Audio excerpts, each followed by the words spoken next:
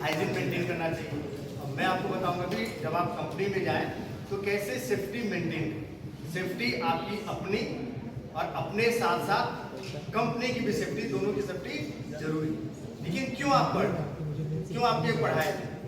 तो जो आपके ट्रेनिंग सेशन अभी स्टार्ट हुआ है आज से 8 दिन के लिए, उसमें दो पार्ट में डिवाइडेड है ना। पहला पार्ट जो आपको कॉलेज में यहाँ पर आपका चलेगा, दूसरा पार्ट आपका कंपनी में जाके जहाँ पर आप प्रैक्टिकली परफॉर्म करोगे। जैसे आप लोग टेबलेट पढ़ते हो, जिस समय पढ़े होगे टेबलेट है ना, तो उसमें प्रोसेसिंग पूरा पढ़े होगे। टेबलेट बनाने में क्या कैसे पहले पाउडर लेंगे, ग्रेन्यूल्स बनाएंगे, फिर उसका सीलिंग करोगे, फिर उसका आप क्या नाम है पंचिंग करोगे, तब जाकर आपका क्या बनेगा, टैबलेट बनेगा। ये प्रैक्टिकली आप वहाँ करोगे। लेकिन जब यहाँ से आप कंपनी जाएं, कंपनी जाने के बाद आप जैसे सर ने बताया कि आपकी एंट्री कैसी होनी चाहिए, एग्जिट कैसा होना चाहिए।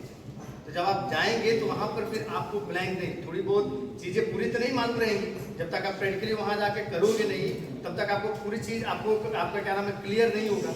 लेकिन कुछ चीज़ें ऐसी मालूम आपको यहाँ पर जो इन्फॉर्मेशन आपको दी जाती है, ताकि जब आप कंपनी जाओ, कंपनी जाने के बाद टोटली आप ब्लैंक नहीं हो जाओ। कोई भी चीज़ आपको बोला जाए ये आप करिए, या फिर ये चीज़ आपको ग्लव्स दे दिया जाए इसको पहनना है, तो ये चीज़ आपको नहीं लगी इसका क्या काम है, क्या रूल है, कैसे पहनना है, क्या नहीं पहनना है। उसी पर्पज़ के लिए जो आपके फर्स्ट डे पहले 10 दिन जो यहाँ पे चलेंगे मॉड्यूल्स चलेंगे, जो हर एक दिन आपके फार्मेसी से रिलेटेड मॉड्यूल्स चलेंगे, तो वो मेन पर्पज़ उसका वही है कि कंपनी में जब आप जाएँ रहेगा इसका मतलब क्या है, इसको अब हम कैसे और क्यों, ठीक है। तो ये पर्पज़ मैंने आपका 10 दिन यहाँ पर कर दिया। अब सेफ्टी में स्टार्ट करेंगे। आपको जो टॉपिक है सेफ्टी, तो सेफ्टी का मतलब है सिंपल आपका जो आपकी सेफ्टी, क्योंकि जब तक आप सेफ नहीं रहेंगे तब तक क्या आप काम कर पाएंगे। आप गए, ठीक है, सेफ्टी में जो आप पढ़ेंगे केमिकल सेफ्टी, जो केमिकल्स आप हैंडल, जैसे सिंपल लेबोरेटरी में जो यहाँ पर लैब में करते हैं ना, वही वहाँ पर आप लार्ज स्केल में करते हैं केमिकल से कैसे आप केमिकल हैंडल करते हैं, ठीक। उसके बाद माइक्रोबायोलॉजी आपने पढ़ा होगा थर्ड सेमेस्टर में, प्रैक्टिकल भी किया होगा, तो माइक्रोब्स का आपने ग्रोथ कराया होगा। उस माइक्रोब्स की ग्रोथ आप कैसे करेंगे, उसको हैंडल करेंगे। जब ग्रोथ हो गया, स्टडी कर लिए, उसके बाद आपको क्या करना है उसके बारे में। साथ में फिर आपका है इलेक्ट्रिसिटी, क्योंकि जो भी इक्विपमेंट आप यूज कर रहे हैं सारी इक्विपमेंट किससे, सब कुछ आपका लाइट से, इलेक्ट्रिसिटी से चलना है, तो उसमें आपको कैसे हैंडल। और कुछ ऐसा सिचुएशंस आते हैं, आपका कुछ भी अनहैपन्स होता है, तो उस केस को कैसे आप हैंडल करेंगे, थोड़ा सा उसको भी होगा, ठीक है। तो सेफ्टी है पहला जो है, जैसे आप सबने बताया कि आप जैसे कंपनी में इंटर करो, तो पूरा अपना जो आप अपने क्लोथ पहन के जाते हो उसको निकाल के फिर आप क्या करते हैं, कंपनी के जो वहाँ पर क्लोथ होते हैं उसको पहन जाते हैं, वही आपका पर्सनल प्रोटेक्टिव इक्विपमेंट आता है, ठीक। ये पूरा एकदम स्टरलाइज, क्योंकि आप क्या कर रहे हैं, आप मेडिसिन बना, कंपनी में जा रहे हैं दवाई बना, और वो अगर स्टेराइल नहीं रहेगी तो क्या होगा, दवाई जो आप बना रहे हो, खासकर जब आप लिक्विड डोजेस फॉर्म बना, सॉलिड डोजेस फॉर्म में क्या है, माइक्रोबियल ग्रोथ नहीं होती है, लेकिन लिक्विड डोज में माइक्रोबियल ग्रोथ होने का सबसे ज्यादा चांसेस है। अगर स्टेरलाइज नहीं रहे, आप ढंग से नहीं उसको बनाए, तो स्टेरलाइज नहीं रहेगा, तो जो भी कस्टमर, जो भी पेशेंट्स उसको लेगा, तो जो बीमारी के लिए लेगा तो ठीक हो गया, लेकिन उस आपके जो डोजेस फॉर्म है, उस डोजेस फॉर्म में जो भी माइक्रोब्स आपके अंदर है, उस माइक्रोब्स के कारण क्या होगा, उसको कोई दूसरी बीमारी आपका स्टार्ट होगा। इसलिए जो आप जाते हैं अंदर, तो आपके अपने क्लोथिंग्स निकाल के, कंपनी की अपनी क्लोथिंग्स होती है जिसको बुलाता है पर्सनल प्रोटेक्टिव आपका क्या नाम है इक्विपमेंट बोलते हैं। इसी में इसके सब है, इसमें क्या क्या होता है, ग्लव्स होते हैं, ग्लोव्स होते हैं, लैब कोट्स होते हैं। यहाँ भी आपको बोला जाता है कि लैब कोट, जो आप लोग लैब कोट पहनते हो, यहाँ तक कवर करने के लिए बोला जाता है, ठीक है। फिर आपकी यहाँ घुटने तक लैब कोट आनी चाहिए, लेकिन आप लोग इस टाइम में क्या करते हैं, यहाँ तक लेते हैं, थोड़ा यहाँ तक ले लेते हैं। तो वो सब चीज़ें जो लैब कोट आपको बोली जाती है लैब में पहनने के लिए, वो आपके प्रोटेक्शन के लिए, क्योंकि जब केमिकल्स को आप मेजर करोगे, ट्रांसफर करोगे, तो चांसेस वहाँ रहते हैं कि आपके केमिकल्स आपके हाथों पर कहीं भी गिर सकता है, आपके कपड़े पर गिर सकता है, फिर आपकी स्किन पर टच कर सकता है। वो सारे केमिकल्स, खासकर जो एसिड्स होते हैं, वो सारे एसिड्स क्या होते हैं, सारे हैजर्डस होते हैं, सब आपको नुकसान पहुँचाए। इसलिए उन सबको आपको ये सब वेयरिंग, ये जो पीपी आपका है, ये पहनना इसलिए जरूरी है। ये देखो कैसे डोनिंग का मतलब होता है कोई भी चीज को टू पुट ऑन। डोनिंग जो वर्ड होती है ना इंग्लिश की, उसका मतलब टू पुट ऑन, किसी चीज को पहन, तो कपड़े को जो पहनते हैं उसी को वर्ड को बुलाते हैं डोन। तो कैसे आप पहनेंगे, सबसे पहला आप ये है रेस्पिरेटरी प्रोटेक्शन के लिए, मतलब जो आप नोज, आपको नोज के थ्रू, अगर नोज या माउथ के थ्रू कोई आपके ड्रॉपलेट्स बाहर आए, जैसे मैं बोल रहा हूँ, आप बोल रहे हैं, ठीक है, आप प्रोडक्ट्स आप मिक्सिंग कर, मिक्सिंग के बाद आप खुद बातें कर, तो हो सकता है आपके क्या होगा, बातें करते वक्त आपके मुंह से क्या होगा, कुछ भी आपके जो स्लाइवा है वो क्या होगा, आपकी बाहर आएगी। फिर होता है जब आप पीपी किट्स जो भी पहनते हो उसको निकालना, लेकिन इस तरह निकालना कि आप खुद उससे कंटामिनेट नहीं, उसी प्रोसेस को बोली जाती है डफिंग। ठीक है, डफिंग का मतलब होता है पहनना, ठीक। डफिंग का मतलब जो भी किट्स आप पहने हैं, जो भी क्लोथिंग्स आप कंपनी में जाके पहने हैं, उसको जब आप निकालोगे तो ऐसे निकालना कि जिससे कि आप कंटामिनेट नहीं हो जाए, क्योंकि आप काम कर रहे हैं, वो पहने के आप वर्क किए हैं, तो वहाँ चांसेस हैं आपके जो भी किट्स, जो भी आप क्लोथिंग्स पहन रहे हैं, चांसेस रहते हैं कि आपके माइक्रोब्स, अगर वो aseptic area, clean area 1 2 3 category 1 या 2 कैटेगरी का नहीं हो, आपने पढ़ा होगा ना एसेप्टिक एरिया के classification, class 1, class 2, class 3, class 4, वो डिपेंड करता है कि नंबर ऑफ पार्टिकल्स कितने उसके अंदर प्रेजेंट आते हैं। तो क्लास 4, क्लास 5 में पढ़ोगे तो उसमें बहुत ज्यादा पार्टिकल्स आपके प्रेजेंट रहते हैं, वो सारे पार्टिकल्स आपके जो क्लोथिंग्स पहने, जो कपड़े पहने, किट पहने, उसके ऊपर चिपकने के चांसेस रहेंगे। तो आप जब निकालोगे ढंग से नहीं निकालोगे, आप पहले क्लोथ लास्ट में, सबसे पहले लास्ट में निकाली जाती है आपकी ग्लव्स, क्योंकि उसके जो पहले आप ग्लव्स निकाल देंगे, फिर आप अपने कैप निकालो, गॉगल्स निकालो, किट निकालो, आप जो ऊपर के कोट जो पहन रखे, गाउन जो पहन रखे हैं, उसमें चिपके रहे, तो वो आपके क्या हो जाएंगे, हाथ में जाएंगे। और गलती से आपने कुछ भी मुंह में लगा लिया, कहीं छू लिया, तो आपके क्या, उसमें जो भी पार्टिकल्स, जो भी माइक्रोब्स आपके चिपके रहेंगे, वो आपके बॉडी में क्या रहेगा, आपके माउथ के थ्रू आपके बॉडी में इंटर कर जाएगा। और निकालने की उसी चीज को बोली जाती है डोनिंग और डॉफिंग। ये डोनिंग का भी सर ने आपको बताया कि कैसे आप पहनते हैं। सबसे पहले आपका जो पहन के उसको निकालना है, उसके लिए आपका जो कंपनी की तरफ मिलेगा उसको पहनना है, फिर आपके जो शूज के होते हैं उसके कवरिंग होते हैं उसको पहनना है, फिर आपको हैंड वॉश करना है, देन मास्क लगाना है जो आपका 95 होता है, देन कैप को पहनना है, मास्क को पहनना है। अभी सर ने आपको एक्सप्लेन किया, ये पूरा सीक्वेंस, इसी सीक्वेंस से आपको पहनना होता है। आप अपने आप नहीं पहन सकते, ऐसा नहीं कि पहले आपने मास्क लगा लिया, पहले आपने कोट पहन लिया, फिर बाद में सबसे लास्ट में आप पैर वाला पहन रहे, नहीं। जो सीक्वेंस है उसी सीक्वेंस को उसी तरह फिर आपको फॉलो करना पड़ेगा। ये जब ध्यान देंगे आप लोग, जब कंपनी में जाएंगे तो जो सीक्वेंस यहाँ पर आपको पढ़ाया जा रहा है, इसी सीक्वेंस से भी वहां जाके करेंगे आप, ठीक है। नहीं तो फिर वहां पर जाने के बाद कुछ भी गड़बड़ करोगे तो आपके साथ साथ जो कॉलेज का भी जो आपका इमेज है, वो कॉलेज की इमेज भी खराब होगी। सीधा बोलेंगे आपको कुछ बताया नहीं कि आपको ट्रेनिंग नहीं दी गई। मेन ये यहाँ पर ट्रेनिंग का मेन पर्पज यही है, जब आप वहाँ जाएं आपको स्टेप बता दिया कि सबसे पहले आपको क्या करना है, ठीक है, कैसे कैसे पहनना है, पहले मास्क पहनना है कि पहले ग्लव्स पहनना है कि पहले आपको कोट पहनना है कि पहले आपको शूज वाला पोर्शन पहनना है। ये आपको पूरी यही सीक्वेंस है, इसी सीक्वेंस से आपको पीपी किट को पहनना हो। इसमें पहले आप कुछ अलग आगे पीछे नहीं कर सकते।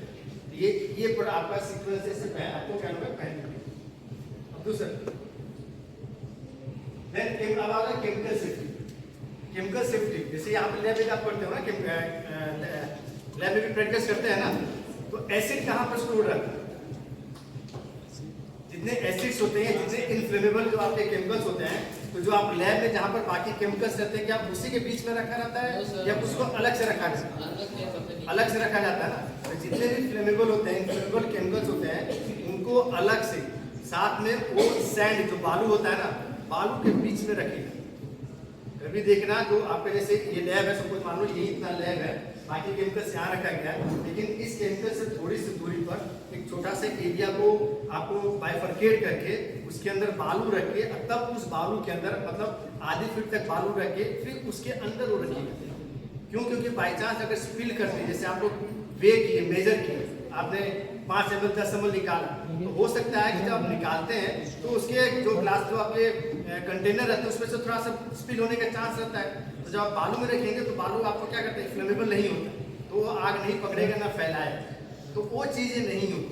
तो इसलिए जो केमिकल होती है, जो भी जितने भी फ्लेमेबल आपके केमिकल्स होते हैं, उनको अलग आपके अलग जगह, उनका पूरा कहते हैं आपका जो रखने का जगह पूरा अलग ही होता है।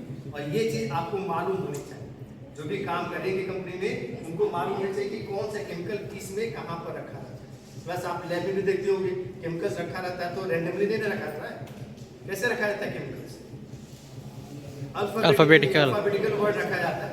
एसिड्स को जो फ्लेमेबल है उनको अलग बाकी केमिकल्स को क्या अल्फाबेटिकली ए वाले एक जगह, वो कोई भी नेचर का हो, ए बी सी अल्फाबेटिकली रखी जाती है, ताकि जब आपको बोला जाए जाओ एकेसिया लेकर आओ, जाओ बेंटोनाइट लेकर आओ, जाओ नाइट्रोग्लिसरीन लेकर आओ, जाओ बेंजीन लेकर आओ, तो फिर आप वहां पर जाके मिस नहीं, ए है नाइट्रोबेंजीन है, एन कॉलम में जाएंगे वहां से, एकेसिया है ए वाले में जाएंगे वहां से, जिससे कि आपको निकालने में आसानी रहे, कोई मिक्सिंग नहीं हो, कोई आपको आपके क्या नाम है, कोई आपको मिक्सिंग नहीं होगी, आपका टाइम लॉस भी वहां पर नहीं।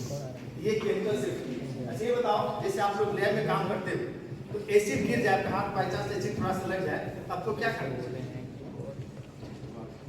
ठंडे वाटर से वॉश करना चाहिए सर। सबसे पहले और जितना ज्यादा पानी से उसको क्या करना, कभी ये नहीं करना कि एसिड है तो बेस डाल दे, बहुत लोग ये भी सोचेंगे ना एसिड है बेस डाल दे न्यूट्रलाइज हो जाए, वो काम नहीं करना। सॉल्ट है, सॉल्ट न्यूट्रल होता है तो डाल दो, न्यूट्रलाइज हो गया, नहीं।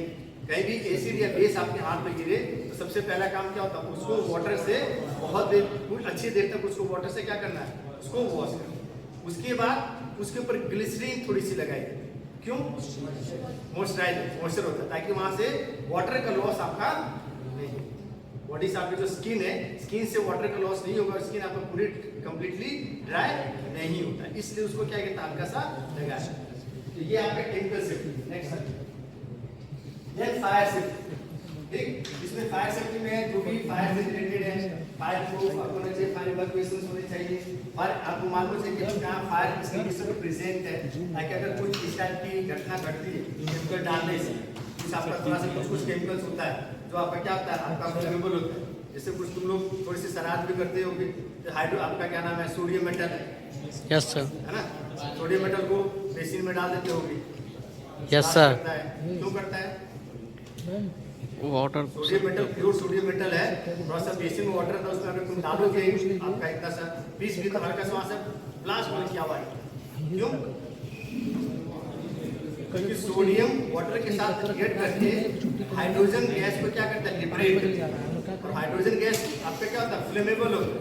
तो इस एयर में ऑक्सीजन प्रेजेंट है, जैसे उसके कांटेक्ट में आता है तो क्या करता है, थोड़ा सा ब्लास्ट होता है, फायर कैच करता है, ठीक। तो ये आपका है फायर सेफ्टी से है। Next then biological safety. Biological safety से क्या समझते हैं?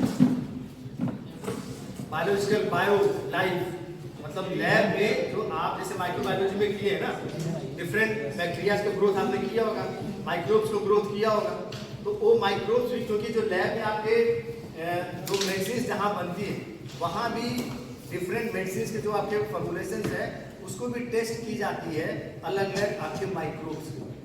तो टेस्ट करने के बाद वो माइक्रोब्स का डिस्पोजल, प्रॉपर डिस्पोजल बहुत ज़्यादा जरूरी है, क्योंकि जो प्रॉपर डिस्पोजल नहीं करेंगे आप, प्रॉपर उसके साथ उसको हैंडल नहीं करेंगे, तो फिर जैसे कुछ भी आपका सपोज साल्मोनेला है, ठीक है, ई कोलाई का आपका बैक्टीरिया जिसमें आपने टेस्टिंग किया, उसका प्रॉपर आपने उसको हैंडल नहीं, प्रॉपर उसको आपने डिस्पोज नहीं किया काम करने के, तो फिर क्या होगा, आपका ई कोलाई है, जैसे आपके बॉडी में जाएगी आपका डिसेंट्री, डायरिया, ये सब कॉज करना शुरू करेगा।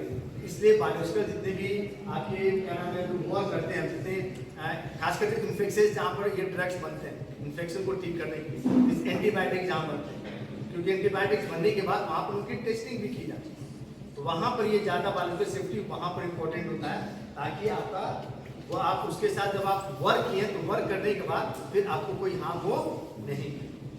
Next then segregation of solid biomedical waste, आपने घर पर भी पढ़े होंगे, है ना, दो तरह के आपको बायोडिग्रेडेबल और नॉन बायोडिग्रेडेबल होते हैं ना आपके वेस्ट, क्या होते हैं, कोई एग्जांपल बताओ। बायोडिग्रेडेबल का मतलब जो डिकम्पोज हो जाए, ठीक है, बैक्टीरिया, माइक्रोब्स, फंजाई, उनके हेल्प से जो डिकम्पोज हो जाए और फिर क्या होता है न्यूट्रिएंट्स में कन्वर्ट होते हैं, उसको यूज कर सकते हैं। जैसे आपके जितने आपके फल होते हैं, सब्जी होती है, ठीक है, और नॉन बायोडिग्रेडेबल प्लास्टिक जो होता ही नहीं है और होने में भी आपको लाखों साल आपको लगे।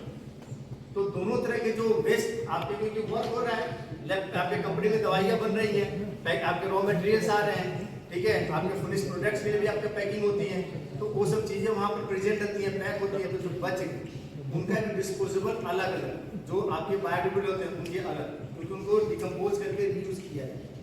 उसके बाद जो आपके नॉन बायोडिग्रेडेबल हैं उनको अलग डिस्पोज की जाती है, उनका अलग मेथड होता है वो करने की। ये भी चीज़ आपने वर्क किया, आपके पास दोनों आया, आपका एक और प्लास्टिक की बोतल आई, एक दूसरी बोतल आई, तो ये आपको मालूम होना चाहिए कि कौन सा आपका जो सैंपल है, कौन सा आपका जो कंटेनर वो बायोडिग्रेडेबल है और कौन सा बायोडिग्रेडेबल नहीं है। उसके अनुसार फिर आपको क्या करना, दोनों को आपका काम है उसको सेग्रीगेट करना, जो डिकम्पोज हो जाए इसलिए उसको एक तरफ। और इसीलिए देखो